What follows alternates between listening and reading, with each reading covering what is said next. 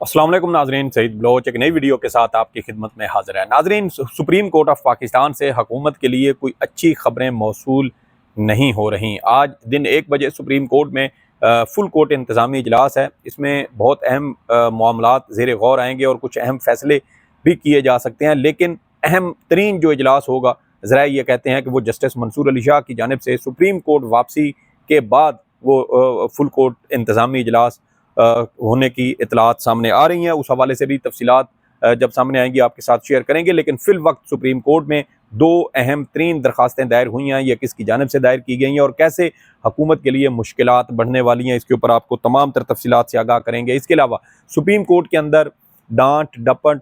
तजहीक तजलील का जो एक अंसर गुज़श्ता 13 माह से चल रहा था, अब वो भी इख्तिताम पजीर हो चुका है। आज मौजूदा चीफ जस्टिस याहिया अफरीदी का कमरा अदालत नंबर 1 में पहला दिन था। इस कमरा अदालत नंबर 1 में आज क्या हुआ, माहौल कैसा रहा, चीफ जस्टिस का वकला के साथ रवैया कैसा रहा और वकला का इस हवाले से क्या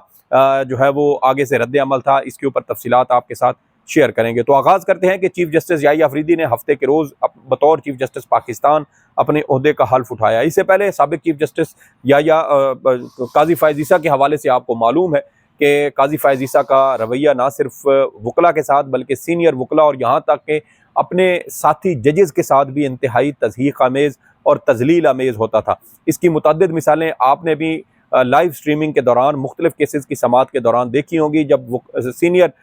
वकला की मौजूदगी में अगर सुप्रीम कोर्ट के जज साहबान कोई सवाल पूछते थे तो काजी फ़ायज़ ईसा बतौर चीफ जस्टिस उन वकला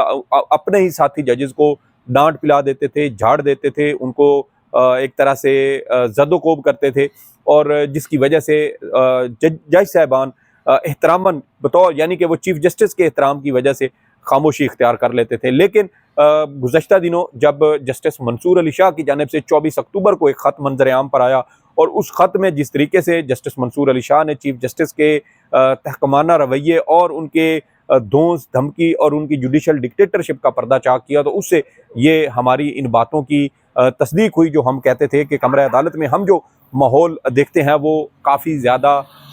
ख़राब होता है, वो मुनासिब नहीं होता। सीनियर वकला के साथ चीफ जस्टिस साबिक चीफ जस्टिस काजी फ़ायज़ ईसा तज़हीक आमेज़ सलूक करते थे, कमरा अदालत में उनको झाड़ देते थे। कई वकला के साथ उनको उनकी जानिब से जुर्माना भी किया गया। चलो, जुर्माना करना एक तरीक़ाकार समझ आता है, लेकिन कमरा अदालत में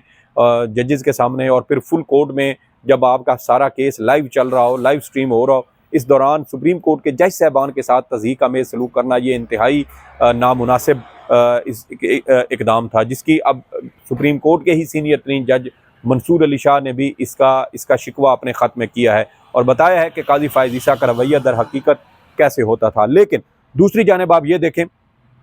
कि आज जस्टिस याहिया अफरीदी का चीफ जस्टिस याहिया अफरीदी का सुप्रीम कोर्ट में बतौर चीफ जस्टिस ये पहला वर्किंग डे था और पहले वर्किंग डे के मौका पर कमरा अदालत के अंदर बड़े हैरान कुन मनाजर देखने को मिले। पहली बात तो ये है कि वो जो डर खौफ का एक माहौल होता था कमरा अदालत में, वो आज हमें देखने को नहीं मिला। इसके अलावा साबिक चीफ जस्टिस काजी फ़ायज़ ईसा जजेस अपने जो वकला होते थे उनके साथ इंतहाई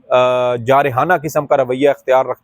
करते थे। अगर किसी वकील की कोई गलती हो, तैयारी ठीक ना हो, केस ठीक तरीके से तैयार ना हो किया हो या कोई और ऐसी गलती उसने कमरा अदालत में की हो, तो उसके लिए एक जो वकला का प्रैक्टिशनर एक्ट है उसके अंदर उसका ज़ाब्ता अखलाक मौजूद है, उसके खिलाफ कार्रवाई का एक तरीक़ाकार भी मौजूद है। सुप्रीम कोर्ट हम वक्तन फ़वक्तन देखते हैं कि सुप्रीम कोर्ट वकला को जुर्माने भी करती है कि उनकी नाक़िस कारकर्दगी थी जिसकी वजह से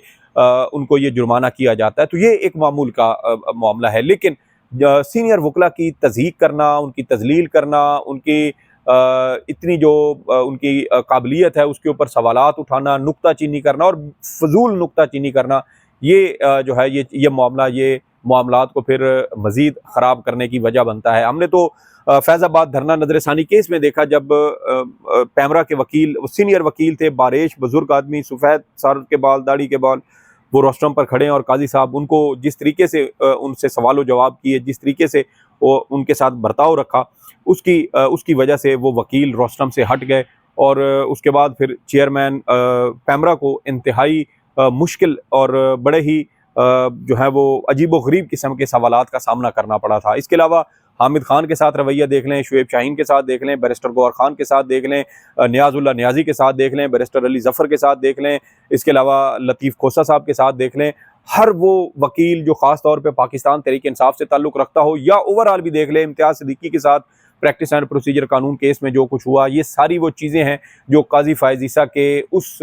रवैये की ये मिसालें हैं कि वो कमरा अदालत में एक डिक्टेटर की तरह पेश आते थे और वकला के साथ भी और अपने साथी जजेस के साथ भी इंतहाई तज़हीक आमेज़ और तज़लील आमेज़ रवैया उनका इख्तियार किया जाता था। लेकिन आज कमरा अदालत में वकला काफ़ी हैरान थे। चीफ जस्टिस ने तमाम वकला को नहीं टोका, कोई डांट डपट नहीं की, बड़ी तसल्ली के साथ उनके तमाम तर आर्गूमेंट सुने। तैयारी वो पहले करके आए हुए थे, केस के फैक्ट्स के बारे में उनको तमाम तर तफसीलात होती थी और किसी किस्म का ऐसा वाक़या आज कमरा अदालत नंबर 1 में पेश नहीं आया जिसकी बुनियाद पर हम ये कह सकें कि शायद काज़ी फ़ायज़ ईसा की लेगेसी कंटिन्यू करेगी। चीफ जस्टिस याहिया अफरीदी एक इंतहाई गैर मुतनाज़ा जज समझे जाते हैं और न सिर्फ हुकूमत के जो अपोजिशन जमातें हैं वहाँ पर, बल्कि हुकूमत के अंदर भी उनका जो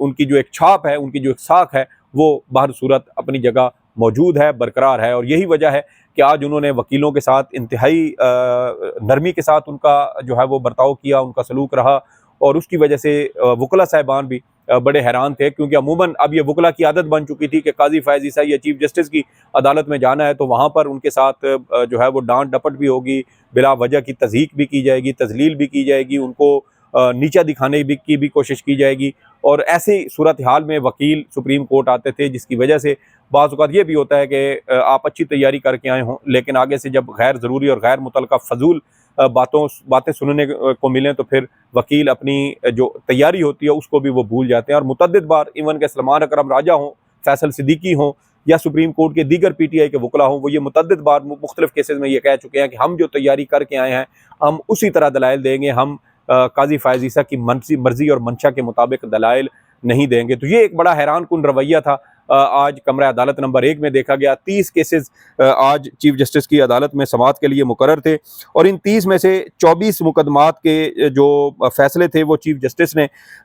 1 घंटा और 15 मिनट यानी 75 मिनट के अंदर अंदर वो 24 मुकदमात की समाअत मुकम्मल कर दी, जबकि 6 मुकदमात मुख्तलिफ वजूहात, जिसमें कुछ वकील नहीं थे, कुछ की तैयारी का थोड़ा सा इशू था या कोई और वजह थी, कुछ में साइलिन बर वक्त अदालत में नहीं पहुँच सके, तो उनकी जो मुकदमात की समाअत है वो 11:30 बजे के बाद तक मौखर की गई और 24 मुकदमात जो है वो इब्तदाई 1.25 घंटे के अंदर अदालत ने निपटा दिए। ये 2 रुकनी बेंच था जो चीफ जस्टिस याहिया अफरीदी और जस्टिस शाहिद बिलाल हसन पर मुश्तमिल था। अब जो दूसरी अहम चीज़ है वो है सुप्रीम कोर्ट ऑफ पाकिस्तान में 2 अहम तरीन दरखास्तें। ये दरखास्तें दायर की गई हैं बलूचिस्तान बार काउंसिल और Balochistan high court bar association की जानिब से, और साथ ही साबिक प्रेस सदर हैं supreme court bar association Abid Zubairi, इसके अलावा पाकिस्तान बार काउंसिल के मेंबरान हैं इश्तियाक अहमद ख़ान और इस तरह दीगर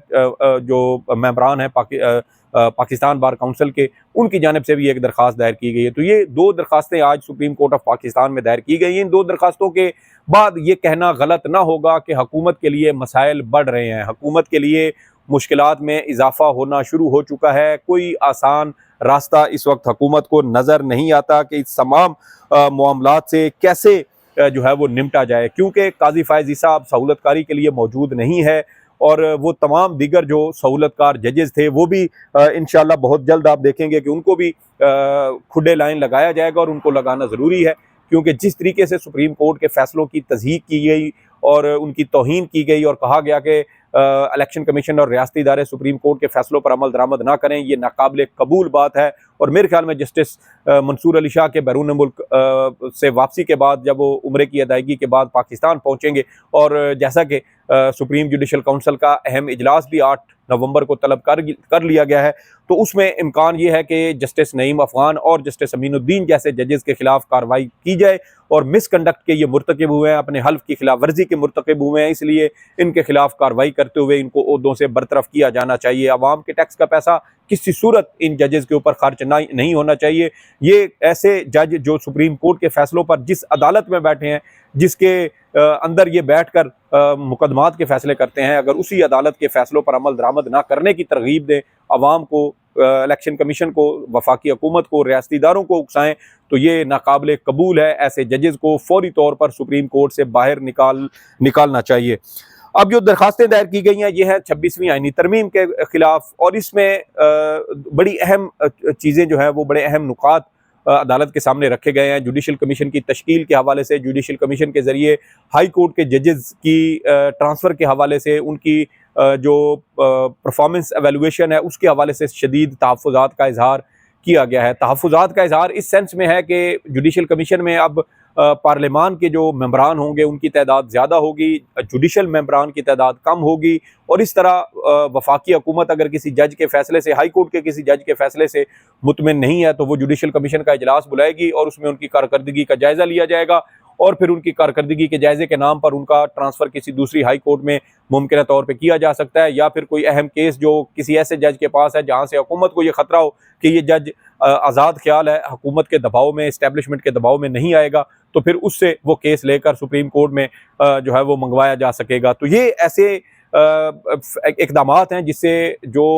अदलिया की आज़ादी है वो बराह रास्त कंप्रोमाइज़ होती है, अदलिया की आज़ादी पर बराह रास्त जो है वो उसको ज़रब पहुँचती है। तो ये एक अहम तरीन नुकता उठाया गया है। फिर साथ जुडिशल कमीशन को इन दरखास्तों की समाअत तक जुडिशल कमीशन की किसी भी कार्रवाई को रोकने का हुक्म दिया गया। जुडिशल कमीशन के ज़रिए अभी आइनी बेंचेस की तश्कील होना है, और आइनी बेंचेस की तश्कील के हवाले से मुतनाज़ा तरीन जज अमीनुद्दीन, नईम अफ़गान, जमाल मंदोखेल समेत जो काजी के पीछे रह जाने वाली मीरास है उसको इकट्ठा करके शायद ये जज साहबान पर मुश्तमिल बेंचेस तश्कील देने की कोशिश की जा सकती है, जिसमें हुकूमत की तरफ झुकाव रखने वाले जज साहबान जो हैं वो, या इस्टेब्लिशमेंट की तरफ झुकाव रखने वाले बज़ाहिर वो उन जजेस को उनकी अक्सरियत हो सकती है, और ये तमाम जूनियर जजेस हैं, और सीनियर जजेस को अगर नज़रअंदाज किया जाता है तो इससे हुकूमत की बदनीयती मज़ीद खुलकर सामने आएगी। तो ये भी एक अहम नुकता इस दरखास्त में आबिद ज़ुबैरी और दीगर मेंबरान पाकिस्तान बार काउंसिल की जानिब से रखा गया है कि जुडिशल कमीशन को कार्रवाई से रोकने का हुक्म दिया जाए।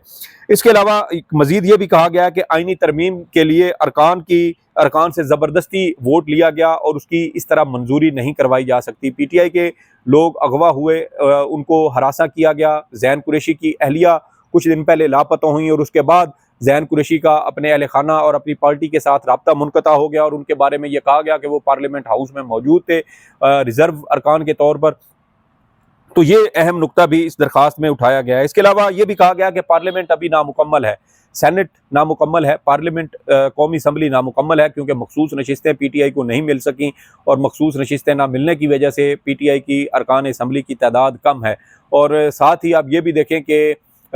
जो मखसूस नशिस्तें सूबाई सतह पर हैं वहाँ पर ख़ास तौर पर खैबर पख्तूनख्वा के हवाले से वहाँ मखसूस नशिस्तों की वजह से अभी तक सेनेट के इंतखाबात नहीं हो सके, और सेनेट के इंतखाबात KP असम्बली में ना होने की वजह से सेनेट जो है वो भी नामुकम्मल है, और ना कौमी असम्बली मुकम्मल हुई, ना सेनेट मुकम्मल हुआ, और उसके बावजूद ये आइनी तरमीम मंजूर करवा ली गई, बंदूक की नोक पर मंजूर करवाई गई। बिलावल जरदारी इस हवाले से हैदराबाद जलसे में कह चुके हैं कि हम ब्रूट मेजॉरिटी यानी ज़ोर ज़बरदस्ती की अक्सरियत से भी इस आइनी तरमीम को मंजूर करवाने की हर मुमकिन कोशिश करेंगे, और फिर हमने देखा कि उसी ब्रूट मेजॉरिटी के ज़रिए ही ये आइनी तरमीम मंजूर करवाई गई। इसके अलावा ये भी कहा गया है कि अदलिया की आज़ादी और इख्तियारात की तकसीम ये आईन पाकिस्तान का बुनियादी ढांचा है, और एक आइनी तरमीम के ज़रिए इस तरह जो बुनियादी ढांचा है आईन पाकिस्तान का उसमें इस तरह तरमीम नहीं की जा सकती। इसके अलावा पार्लियामानी कमेटी के ज़रिए चीफ जस्टिस की तैनाती मदाखलत के मुतरादिफ है। ये इसके हवाले से वैसे आलमी सतह पर भी देखा जाए तो ICJ यानी इंटरनेशनल कमीशन फॉर जूरिस्ट की जानिब से भी शदीद खदशात का, तहफ़्फ़ुज़ात का इज़हार किया गया कि जुडिशल कमीशन में और पार्लियामानी कमेटी जो जजेस तकर्री के हवाले से है उसमें आप देखें कि चीफ जस्टिस की तकर्री 3 जजेस के पैनल में से होगी, और हुकूमत को जो जज ज़्यादा सूटेबल महसूस होगा उस जज को चीफ जस्टिस पाकिस्तान लगाया जाएगा, ताकि वो हुकूमत के ख़िलाफ़ मुमकिन तौर पर किसी किस्म का कोई सख्त फ़ैसला ना दे सके। तो ये इस तरह की जो इक़दामात हैं या तरामीम है, ये अदलिया की आज़ादी के बराह रास्त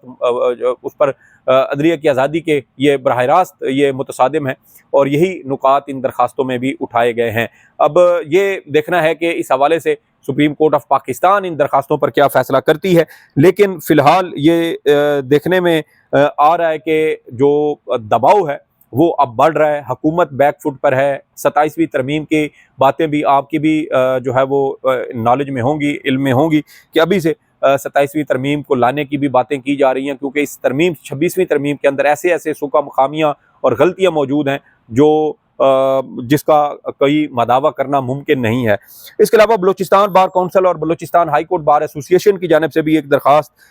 जो है वो दायर की गई है, और इस दरख्वास्त में आईनी बेंच की तश्कील रोकने की के खिलाफ ये दरख्वास्त आई है, और दरख्वास्त में जुडिशल कमीशन की तरमीम के तहत तश्कील और उसको भी काम से रोकने की इस्तदा की गई है। यानी दोनों दरख्वास्तों में ये नुक्ता कामन है कि जुडिशल कमीशन को फौरी तौर पर काम करने से रोका जाए, और इस तरह आईनी बेंचेस जो हुकूमत की मर्जी के मुताबिक बनाने की कोशिश की जा रही है उन पर भी अमल दरामद रोका जाए। इसके अलावा कहा गया कि अरकान असम्बली से दबाव के जरिए वोट डलवाया गया। तरमीम के वक्त कौमी असम्बली और सेनेट नामुकम्मल थे। नामुकम्मल हाउस आईनी तरमीम नहीं कर सकता। 26वीं आईनी तरमीम आइन के बुनियादी ढांचे और अदलिया की आज़ादी के बरखिलाफ है, और पार्लियामान के ज़ेरे कंट्रोल जुडिशल कमीशन से आईनी बेंचेस की तश्कील दुरुस्त अमल नहीं है। और ये दरख्वास्त वकील मुनीर मलिक की जानिब से दायर की गई है। दोनों अहम दरख्वास्तें हैं। मामला ये है कि अब आईनी बेंच मौजूद नहीं है। आईनी बेंच उस वक्त तक नहीं बनेंगे जब तक जुडिशल कमीशन नहीं बैठेगा। जुडिशल कमीशन को काम से रोकने की दरख्वास्तें सुप्रीम कोर्ट में दायर की जा चुकी हैं। तो यहाँ पर एक हमें इंटरलोकेटरी किस्म की सिचुएशन जो है वो बनती हुई नजर आ रही है